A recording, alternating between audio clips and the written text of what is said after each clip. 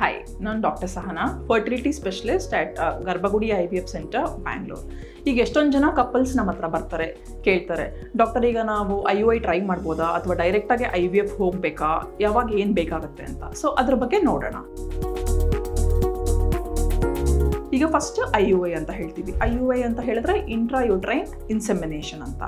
ಇದರಲ್ಲಿ ಈಗ ಸೀಮನ್ ಸ್ಯಾಂಪಲ್ನ ತೊಗೊಂಡು ಅದನ್ನು ಕ್ಲೀನ್ ಮಾಡಿ ಪ್ರೊಸೆಸ್ ಮಾಡಿ ನಾವು ಗರ್ಭಕೋಶದ ಒಳಗಡೆ ಹಾಕ್ತೀವಿ, ಸ್ಕ್ಯಾನಲ್ಲಿ ನೋಡಿಕೊಂಡು ಹಾಕ್ತೀವಿ. ಸೊ ಯಾವ್ಯಾವ ಕಂಡೀಷನಲ್ಲಿ ಈ IUI ಹೆಲ್ಪ್ ಆಗುತ್ತೆ ಅಥವಾ ಮಾಡ್ಬೋದು ಅಂತ. ಮೇಯ್ನಾಗಿ ಟ್ಯೂಬಲ್ಲೇನು ಬ್ಲಾಕ್ ಇರಬಾರ್ದು, ಟ್ಯೂಬ್ಸ್ ಓಪನ್ ಇರಬೇಕು. ಆಮೇಲೆ ಈ ಸೀಮನ್ ಪ್ಯಾರಾಮೀಟರ್ಸ್ ನೋಡಿದಾಗ ಆಲ್ಮೋಸ್ಟ್ ನಾರ್ಮಲ್ ಇರಬೇಕು. ಮತ್ತು ಎಗ್ ರಿಲೀಸು ಚೆನ್ನಾಗಿ ಆಗ್ತಾ ಇರಬೇಕು. ಮೇನ್ ಥಿಂಗ್ ಏನು ಅಂತ ಹೇಳಿದ್ರೆ ಈ IUI ಸಿಂಪಲ್ ಪ್ರೊಸೀಜರು ಮತ್ತು ಕಾಸ್ಟ್ ಎಫೆಕ್ಟಿವ್ ಇರುತ್ತೆ. ಸೊ ಟ್ರೈ ಮಾಡ್ಬೋದು.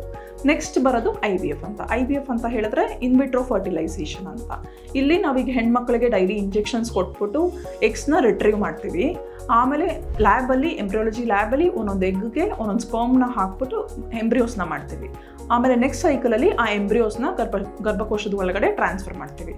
ಸೊ ಈ IVF ಮೇಯ್ನಾಗಿ ಯಾವಾಗ ಹೆಲ್ಪ್ ಆಗುತ್ತೆ ಅಂತ ಹೇಳಿದ್ರೆ, ಈಗ ಟ್ಯೂಬಲ್ ಬ್ಲಾಕೇಜ್ ಇತ್ತು ಅಥವಾ ಸೀಮೆನ್ ಅನಾಲಿಸಿಸಲ್ಲಿ ಮೇಜರ್ ಪ್ರಾಬ್ಲಮ್ ಇದೆ ಅಥವಾ ನಮಗೆ ಏನೋ ಫ್ಯಾಮಿಲಿಲಿ ಒಂದು ಜೆನೆಟಿಕ್ ಪ್ರಾಬ್ಲಮ್ ಇದೆ, ನಾವು ಎಂಬ್ರಿಯೋನ ಫಾರ್ಮ್ ಮಾಡಿ ಆ ಎಂಬ್ರಿಯೋನ ಟೆಸ್ಟ್ ಮಾಡಿ ಹಾಕೋಬೇಕು. ಇಂಥ ಕೇಸಸ್ಸಲ್ಲೆಲ್ಲ IVF ಹೆಲ್ಪ್ ಆಗುತ್ತೆ.